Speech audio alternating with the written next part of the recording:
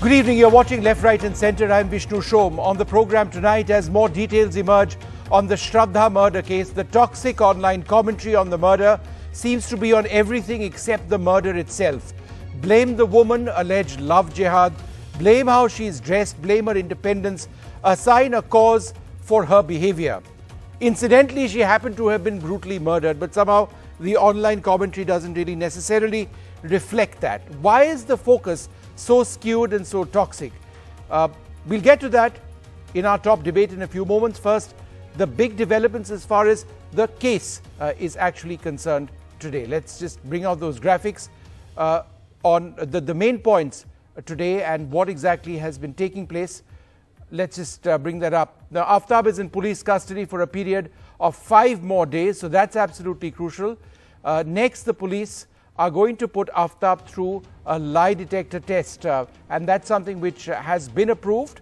So that's going to happen next. They are going to take him to Himachal Pradesh as well to gather some more evidence which the police believe is important.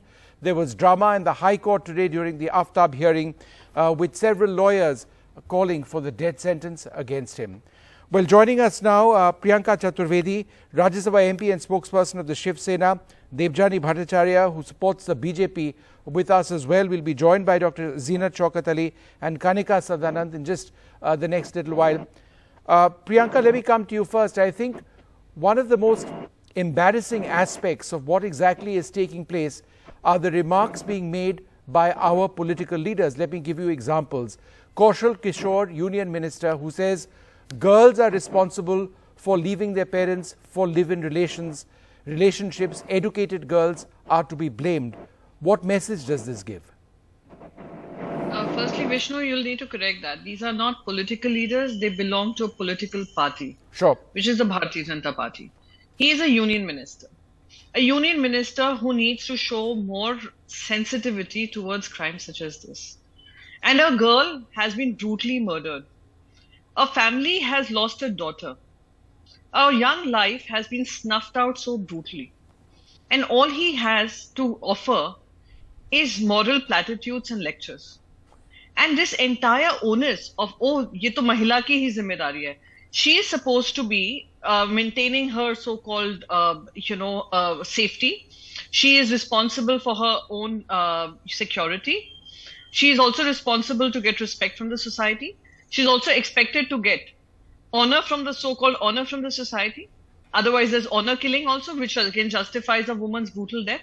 So this entire onus of putting this responsibility on the shoulder of a woman who's now long lost her life, which we've only discovered after months of this brutality, is extremely shameful and condemnable. And my only point here would be, Prime Minister has been making it a point to speak about women empowerment. And so, and at many spaces, right from the Red Fort to various other platforms, even internationally. So if he really wants to walk the talk, the first thing he needs to do is get these ministers sacked or ask them to keep quiet or publicly rebuke them. So, Debjani, react to 2 points over here. Firstly, shouldn't these ministers be removed? I've got more examples. Also, what sense does it make for the same leader to say, get married first, live-ins encourage crimes? On what basis does he make such statements? See, first thing it is really nerve numbing. We couldn't come out of that, the impact of all these. I can't justify anybody's comment, because this is not something which we can really talk about like this. We can politicize. Think of the brutality of the incident. And what I think that people are also talking about love jihad, etc. and all, they are giving religious angles.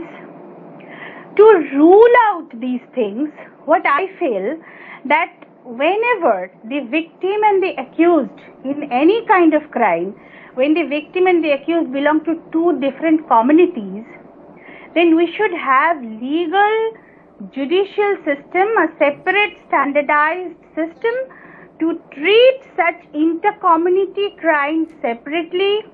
We should have special provisions to create within CRPC to treat such crimes separately, to rule out all these, Why? toxic Because it helps discussions. to polarize communities, Debjani. Is that what you seek to do? No. No, that's exactly what you seek to do. Why don't you admit it? Why don't you admit it? To You reduce- seek to no. polarize To Hindus reduce and Muslims, right? On No, the basis of not at interfaith all. relationships Not at by all. saying, Not right, at why all. will there be different Not rules? at all. A murder is Not a at murder, all, Debjani. because- It doesn't matter if there is a Hindu or a Muslim or anybody else involved. You No, are see, scoring see, political see, points see, now. see, You are seeking to wait, polarize a murder. Wait, You are no, polarizing a wait, murder. A murder is a murder. It doesn't matter if it's a No. Hindu or a Muslim or an No, interfaith couple. No, not at all. When the concept of jihad exists, Right, as the concept of jihad. kafir Could you give me some exists, then statistics on the number of love jihad cases in India? Come on, See, Debjani, I'm sure you have the number No, right no, next to you. Let me make my point very clear. The concept exists, so to rule out, since had there been no concept of jihad, All right. then we could have we need to rule out, but we seem to have no statistics available. But you have to Okay, rule before out I go jihad, across to to Zeenat rule out. and Kanika, Priyanka, a quick comment. Love jihad, that's the second bogey. It's come up quite early in this discussion, predictably. No, this entire concept of, there should be separate trial courts. Here is a person who represents a political party who is speaking of uniform civil code. I'm in support of uniform civil code and we should have a free and fair discussion on it and come up with uniformity. And on the other hand, she says, listen, let's have separate trial courts for such interreligious issues. I would want to ask her. There is an incident which she's taken inspiration from. Right. I'm sorry. Debjani, half a second, let her make her point. From Yeah. a 2010 similar incident where the two people involved were husband and wife, and which religion they belong to, we will not get into that. Let's go to Satish Sharma, Naina Sahani case. I'm sure Debjani wasn't even born then. But Naina Sahani case. Let's also remember that. 23 years later, he's a free man and he's also become a marital counselor. So this is what we're talking about. There's no religion here. There's a criminality. And criminality needs to be punished. And these psychopaths need to go behind bars and no mercy shown to them. And this entire concept of separate trial courts for interreligious and establishing love jihad, etc., I think it's quite a ridiculous concept coming from those who are preaching about UCC. Giriraj Singh, another minister, and Kanika, why don't you take this? And this is one of his comments, and it's sad that anybody, he says, and I quote, under a conspiracy, non-Muslims and Hindu girls are being targeted through love affairs, and if they refuse religious conversion, they face the fate that Shraddha faced. This is, which century are we in, and B, how is this backed by any fact, by any data? I think it's really shameful and it's really sad actually that a girl has lost her life and all we're doing is trying to polarize society, trying to polarize the law. We want a separate law to handle Muslims. We want a separate, a separate law section to handle Muslim or to handle these kind of crimes. How can this be possible in a country where we talk about equality before law, everybody is equal before the law, and then we have ministers who are shaming victims and talking like, about love jihad? This has to stop. Because you're doing this, you're otherizing people. And when you otherize people, you're not giving a good message in society. And then people are going to get affected by it. So stop this, because you all are leaders and it's a trickle-down effect. They should just stop this, because the trickle-down effect happens from the leaders. And if a leader thinks like that, this is the kind of feeling that's going to be generated in the society. Debjani, Biggest part of the problem are these leaders who Giriraj Singh and the other ministers open their big be mouth. Sacked? No, but I'm asking you a direct question. Should they be removed? Yeah. Should they be sacked for these remarks? I'm nobody to say whether they should be sacked or Why not. not? I'm asking you as a citizen. No. Why not? No. You can make statements about the different sections of faculties of law and let me put my point. Recently, I have also seen a news where some Priya Sharma or Priya Mishra has slit the throat of a Muslim guy. Here also I want to inter-community crime, and in case of all such crimes, we should have special provision in criminal procedure code, not the civil code. But why? But what about all the lakhs of incidents? What about the countless incidents, Debjani, where people happen to be of the same faith? And there the law exists. You see, the law exists for interfaith as well. It's the same law. Debjani, you are going to polarize this is to rule out the angle of Debjani, love at the end of the day, I just hope you realize the damage that you cause through your remarks. No. You are polarizing people when we should be talking about a murder. Don't support hate, Debjani. It achieves nothing. Priya Mishra too would get the same punishment here. Priya Mishra, I'm telling you, it is required. I have recently seen the news where okay. The murderer is Priya Mishra and the victim is a Muslim boy. There also. What if he were a Hindu boy? The criminal. What if he were a Hindu boy? No, not a Muslim boy. I saw Times of No, but India. what if he were a Hindu boy? I was going through. That's it. You're just Not making. A Hindu boy, a Muslim boy. you are stereotyping people on the basis of their faith. This is the worst of what we've seen on the internet. Debjani, half a second. I want to go to my next point. You must not give credibility to these kind of comments. 1 second. The next point, and I find this also deeply, offensive. And Zeenat, why don't you come in on this? Okay. In terms of the commentary, there is an emphasis on the life choices she made. A, she was unmarried. B, that she met or apparently met this man Aftab through a dating app. So that apparently doesn't work to fit a certain stereotype of what a woman should be, right? And then, of course, the worst thing of all, the fact that she had an interfaith relationship. So these lifestyle choices are being judged by some to be wrong or incorrect, when in fact it is the choice of any individual concerned. You can't make a value judgment on a person when in fact she's been murdered. What are we talking about? I agree with you. We are making a blanket statement, on a single fact. And the first thing that I'd like to say, Vishnu, is that, I would like to say that this murder is horrifying, grisly, criminal, barbarous, condemnable, reprehensible, deplorable. That is to say the least. And this man has to, be hung in public so that people understand whatever religion he belongs to or whoever he may be, that, women cannot be treated this way. As far as, this kind of talk of love jihad goes, I believe that, the Supreme Court recently used a term on fraudulent religious conversion, which is another matter altogether, and it can be dealt on that ground. But to polarize society of one religion against the other, I think is being detrimental. And as very correctly pointed out, that when we are looking at a uniform civil code, for which I am also, pro uniform civil code, where are we heading? I mean, what are we saying?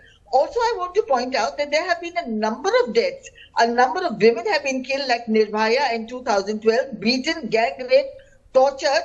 You have Arushi Talwar, and you have in 2006 you have Niharika in Noida, sexual assault, necrophilia, cannibalism, and then there are 31 children under 18, and 10 years, most of them are 10 years younger than 18, who were killed in Noida, and their 90 skulls were found in the drain. Now, none of these. Then you have Naina Shahani in 1995 with a Tandoor murder case. You have Sushil Sharma, who suspected his wife of extramarital affairs, and therefore she was chopped and burnt to death.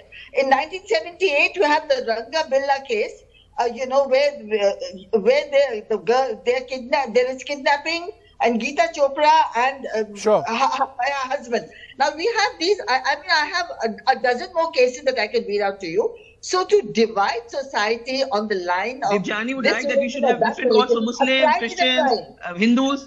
No, it's crazy. It makes no sense to have so many gods. It doesn't make it. It's practically it's impossible. Not. Then how do you see when all the references Madam was giving? Nowhere people are talking about love jihad. Are they talking about in case of the Naina Sahani murder?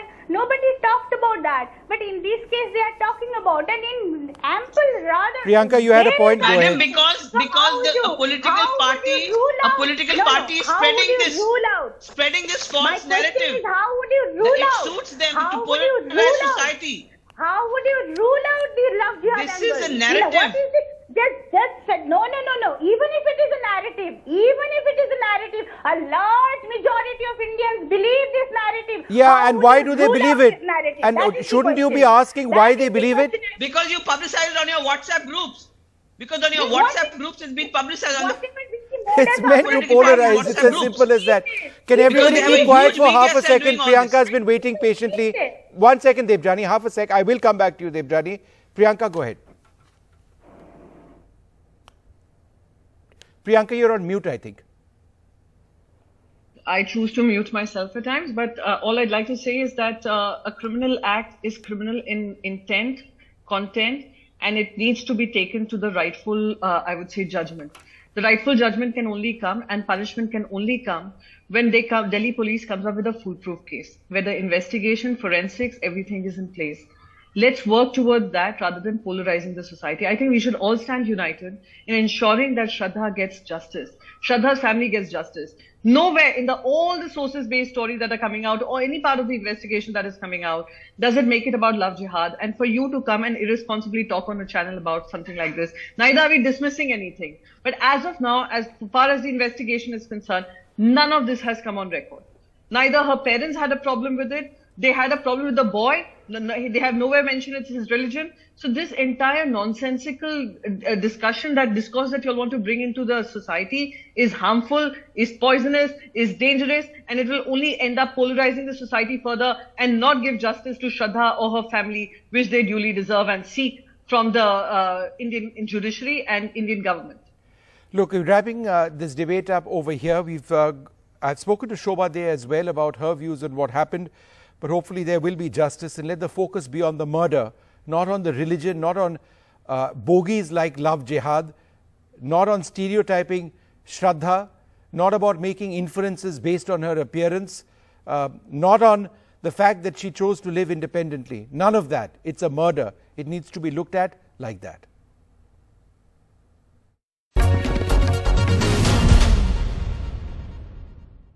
Joining us now, Shobha De.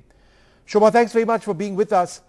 First up, let's just look at some of the comments made by our leaders. The Union Minister, Kaushal Kishore, says, girls are responsible for leaving parents for live-in relationships. Educated girls are to be blamed, get married first, live-ins encourage crimes. What sort of message does a statement like that send?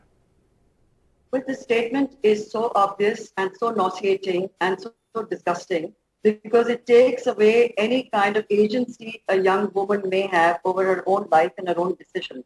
But having said that, I also feel there is a gigantic disconnect between communication, parents and their daughters and sons, young people who choose to live outside the home, and the parents who are so helpless sometimes in the matter that they're not even alarmed when their young daughter or their young son has not contacted them in weeks and months, and it's assumed that they're too busy to even pick up a phone when a parent calls. To me, that is a far more disturbing thing, but certainly what the minister has said should be condemned, because you can't pass the buck on to girls, how they dress, what they represent. They are young, modern girls of today who want to make their lives on their own terms. Right. So to all responsibility to be shifted, and the blame game and the girl to be victimized in this manner after she's been brutally attacked by, now you can call the man a psychopath, you can call him other names. Point is, it's happening. It's not an isolated case. It's likely to be repeated. I was just reading about another story in Mumbai, similar story. And in this case, in fact, it can be considered even a worse story, because the young woman was not just assaulted, but she's left with spinal injuries, many screws in her spine, was brought back to her home by the boy and his mother after the assault, and just thrown into her parents' home and there without are so any many sense of attacks like this, and that's exactly, Shobha, what we should be focusing on. It's happening in our society. It's happening increasingly in our society. But Shobha, let me ask you this. Let me ask you this, because I want to stick to this particular point on the toxic online commentary, because I think it reflects a lot on where we are presently. Another minister, Giriraj Singh, said, and I quote, Shraddha is not the only one. Lakhs of Shraddhas in India have been martyred under a big conspiracy. Such incidents are taking place in India, and you all know how girls were taken hostage in Pakistan in the middle of a wedding ritual, etc., etc. In other words, love jihad. And he uses, and he's referring to that more directly later on as well. This is the bogey which has also been spun. At one level, it's entirely heartless, but on the other hand, it's to further a certain agenda. Is that not dangerous? Well, this kind of an agenda which whoever is trying to further, if they're going to pay so much attention to what a politician who's here today and gone tomorrow, or even a political organization, a political body, people in power, I really don't give that kind of emphasis or importance to an individual. I'm much more concerned with what the message that's going out to society at large through such comments. And if the minister and others who are making such comments on public platforms, social media platforms, have no regret and no remorse like the killer, then it's really Not again just on a social much media, bigger and sadder Shobha, these were also statement sound of bites society. and the like, you know, in a few of these cases. I mean, they're saying this openly. There is love jihad which is involved, and, you know, there's something wrong with these girls if they have moved away from their parents. Which century are we talking about, you know? But this is the kind of feudalistic mindset that has been condemned over and over and over again in media. That and it's the easiest thing to do is pass the buck and blame the woman. But it's been done It is an deliberately, attempt Shobha, I think is definitely the point. I don't think anybody would not be aware of the importance of independence in the lives of women. This is a government which champions the cause of women, and yet you've got these deplorable statements. Let me give you a few more examples, not just from ministers, but from several others who have said, for example, have emphasized the fact that she was unmarried, that she met the perpetrator through a dating app, and that this was an interfaith relationship. All of these three are apparently deeply problematic. Somehow the fact that she was cut into 35 pieces, her body parts disposed of, is secondary to the fact that she was married interfaith or in a interfaith relationship, right? That she was unmarried herself. It's just all wrong. Of course, it's all wrong. It's deplorable. But look at the sort of play that this grisly murder has, the way it has been received in the media. It's taken G20 off the front pages and 4 and 5 pages of analysis, psychologists, everybody pitching in. So why don't we focus on that? Of course, it's deplorable, and I'm not surprised that the present administration is trying to distract all of us by saying blame the woman, blame the girl, and to put women back, several decades, even possibly a century, by saying your place is at home and you have no business to be in a live-in relationship and wear what you wear, eat what you do, think what you do, represent yourself the way you wish to. But that is a known agenda. It's for all of us in media to condemn it and to fight for the right of every woman to live her life the way she chooses to. So in this case, the price she's paid for a girl by trusting a man who she obviously may have been in love with at some point is, to me, that is a bigger indicator of a malaise in our society where the men think they're going to get away with it because the authorities seem to support men whose behavior is a completely... Shobha, there's another very insidious aspect to love jihad beyond the raising the bogey of Pakistan and blaming Islam itself. There is this deeply regressive, I don't think the word conservative is accurate, but the implicit messaging when one talks about love jihad is that the community protects and women are representative of community honor, right? And violating that honor is fatal. Again, which century are we in? It's a very cheap term to be using, and it's a very cheap term to capitalize on one's own political systems and to convert a neighbor into the worst enemy alive by using a term like love jihad. In this case, there's no place for it whatsoever, in any case. To try and bring in religion, to try and bring in an interfaith relationship, to try and say that it's a calculated thing, to propagate love jihad to our girls, to spoil them, to ruin them in every conceivable way, is just dirty politics. And surely an informed citizenry will see through these tactics and absolutely condemn those who are attempting such propaganda, because it is awful, it is meaningless, and it is dangerous. It's the message that's going out there to a lot of people who may or may not be able to read between the lines as to what this political agenda is all about. It's about a lot of our young women who are being increasingly threatened by not just the state, but because of the state support for acts of this kind, inadvertently, the message that's going out to a lot of men out there is that whatever may happen, the girl is to blame, and if you are in an interfaith relationship, be sure the state is going to intervene and let you know that you are doing something that's against our culture. Right. Well, this sort of a thing does not have culture or religion involved. It has a mind of And anybody who argues like you or I on a program like this are called woke, we are called liberal, we are called all sorts of things. We are bad, we are bad-mouthed constantly. But is this not common sense? I mean, if there's a murder to be spoken about, it's a horrific crime. Instead, people, and we don't have time, but just one small point that I would make. The other thing that's been happening, inferences about her appearance, the fact that she had a lip pierced, she had short hair, apparently she was some sort of deviant from what in their mind is respectable. It's just the worst of sexism besides anything else at one level. Shobha, look, I'm out of time. I sort of answered my own question, but thanks so much for being with us and sharing your thoughts. Thank you.